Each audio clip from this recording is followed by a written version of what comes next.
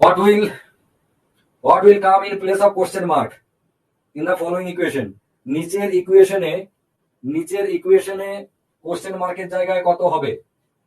এবারে এই নিচের ইকুয়েশনটা দেখা যাচ্ছে কত 54 দিয়ে জিজ্ঞাসা চিহ্ন, মানে 54 কিছু একটা আছে, তারপর আছে 3 প্লাস 543, একদম ছোট ছেলের মতোই অঙ্ক এটা, প্লাস হচ্ছে 5.43 543, আবার এখানে একটা দশমিক, এটাও 543, অনেকে বিভ্রান্ত হয়ে যায়।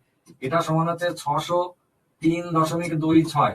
এবার কি করতে পার, কিচ্ছু না, যেটাতে জিজ্ঞাসা চিহ্ন দেওয়া থাকবে সেইটাকে ফিক্স করে দেবো, নড়াবো না এটাকে না নড়িয়ে, মানে 54 জিজ্ঞাসা চিহ্ন 3, এইটা সমান 603 থেকে .26 মাইনাস 543 আর 5 548.43, এটা বাদ দিয়ে দেবো। এটা থাকবে কত 548 50 2 3 2 50 52 54 54.83 আর 3, এইটা রইল বিয়োগফল। এবারে বাঁদিকে খেয়াল করে দেখুন, 54 জিজ্ঞাসা চিহ্ন 3 যদি থাকে, তাহলে এক্স্যাক্টলি জিজ্ঞাসা চিহ্ন জায়গায় কত আছে? অতএব জিজ্ঞাসা চিহ্ন সমান হচ্ছে 8। সিম্পল ক্লাস 2 এর মতো অঙ্ক এটা, যে যাকে জিজ্ঞাসা চিহ্ন দিয়ে ভরা আছে, যে ভদ্রলোক, এই যে একে নড়ানো যাবে না, একে না নড়িয়ে কাজ চালাতে হবে।